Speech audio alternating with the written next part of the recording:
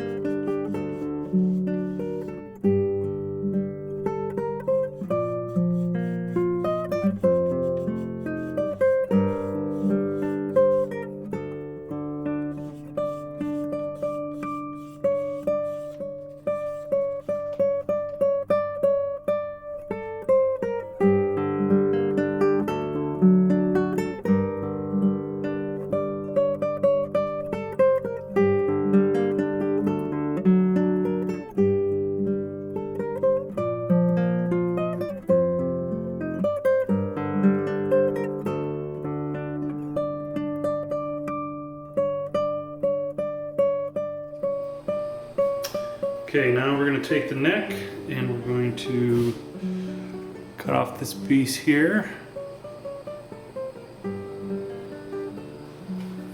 And that piece will become the heel block.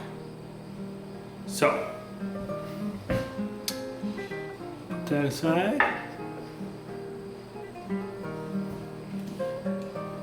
So I want to divide this into 3 pieces. 13 inches long, so that's 3 1/3 inches, 4 1/3 inches probably. So we'll go with 4 1/4. There's 1.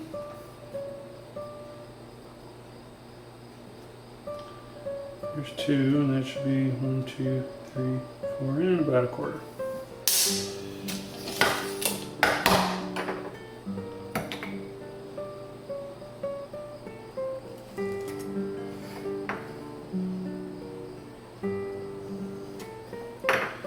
So take these over the chop saw.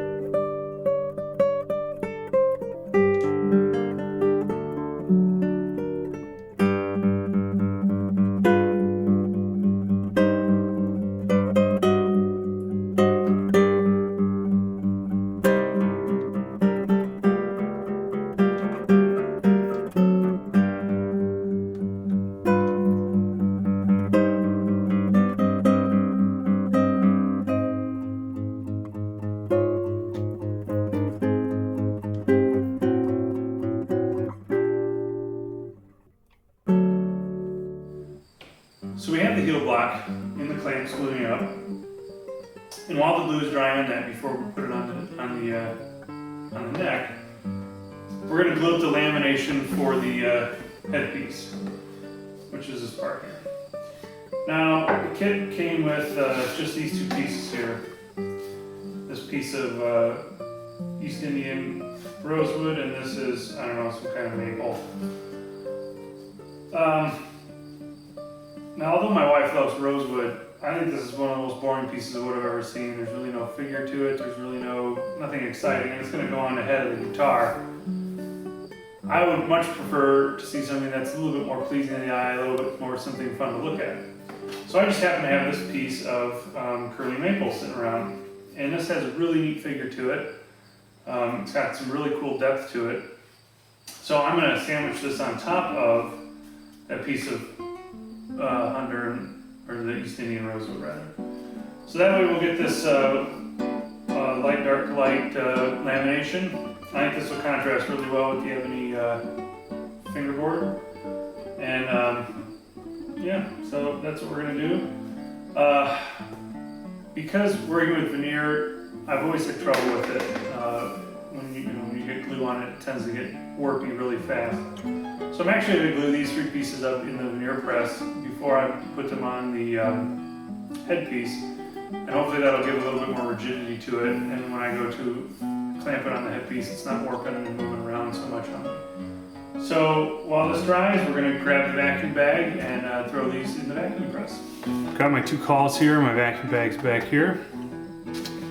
And my 3-finger pieces. Hooray! So let's get some glue.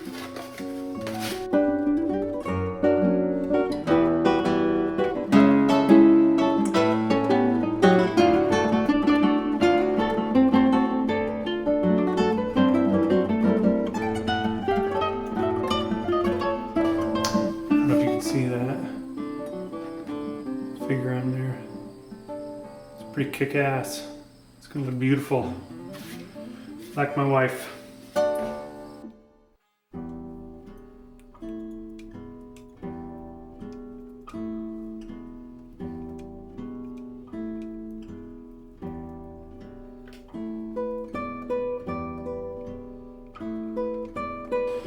Now normally I would use some more cauls, but this stuff's pretty thin to begin with, and I think the little amount of flexing in the boards that we're going to get from the press is going to be minimal, so I'm not too worried about it.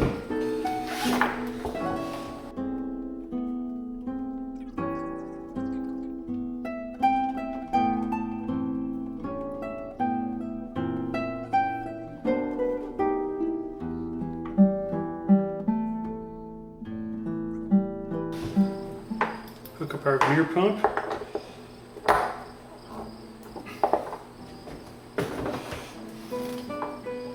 Suck out all the air. Oh, you know what? It would help if I turned it on first.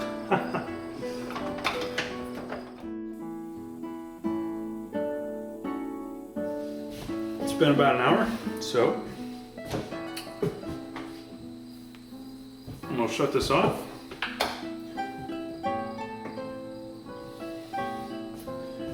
And open it up.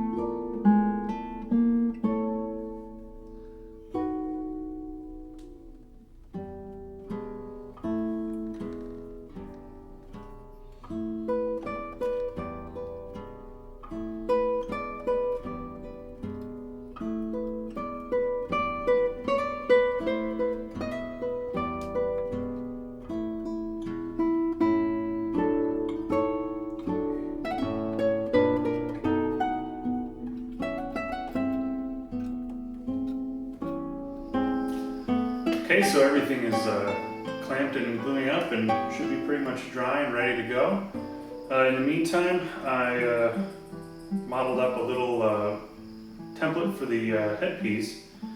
I didn't want to originally do the traditional look of a classical guitar, and so I started playing around with some ideas and nothing really looked good. The best idea that I had was to put a little heart on top of the headpiece, and it ended up looking like a butt. So yeah, I'm going to stick with the original classic guitar, and maybe on guitar number 2 we'll go a little bit crazy. So the classical piece is what we're stuck with. I do want to mention that I plan on sending this video to a few friends of mine that know Erin, so I would appreciate if you could keep it a secret, because I'm also not supposed to tell anybody she's learning how to play guitar, and now I'm making a video on the internet about me making a guitar for her. So I'll be in the doghouse probably in Christmas, but I'd like to stay out of it until then. So yeah, thanks, I appreciate it. Bye.